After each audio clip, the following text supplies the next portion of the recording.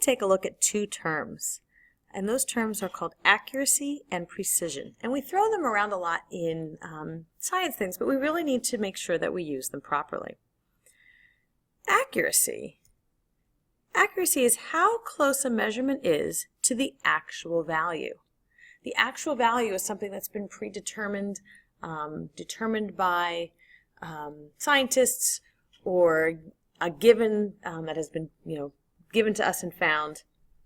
And that's different from precision. Precision is how close a set of measurements are to each other. So we might have a whole slew of measurements for the mass of an object. Say we all mass an object and we all get that it's exactly 20.00 grams. However, that object may not weigh 20.00 grams. It might actually weigh 30.00 grams. And so our answers then would be precise, close to each other, but not accurate. And that would mean that something is wrong with our balance that we're using. And so these two terms become very important in our conclusions when we're writing conclusions for chemistry.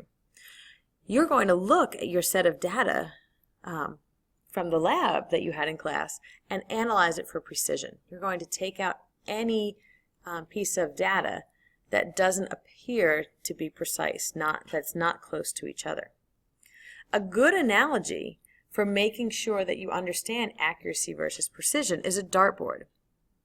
So we can throw darts with precision and with accuracy. Accuracy in a dartboard is defined as hitting the bullseye.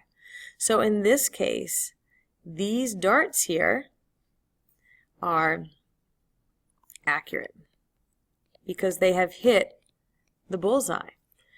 They are also close to one another, so we can have accurate and precise.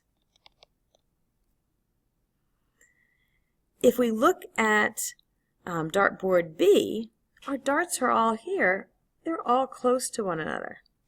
There's a lot of precision.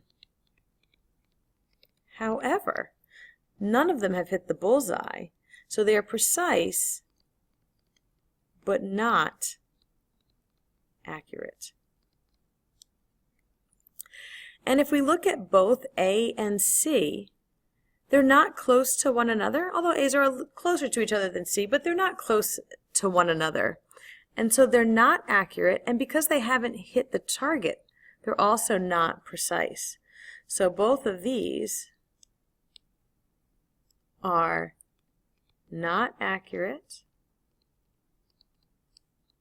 and not precise. That comes up with two types of error. If I wasn't going to be player D, I certainly would want to be player B, because what this means is that I just need to take my aim a little bit to the right and a little bit down, and every one of my shots would also be a bullseye. If I'm player A or player C, I really don't have any rhyme or reason to how well I'm doing. We can use the terms random error and systematic error. And there isn't a slide for this, so you should just add this into your notes. Systematic error means something is wrong and it's pretty easy to fix. In my example before, where we all massed an object and got it to be 20.00 grams, but it was actually 30, that's a systematic error. And so we know that our balance isn't calibrated properly, but if we add 10 grams to anything we mass on it, we would then be correct. And so that's a systematic error. Much harder to explain.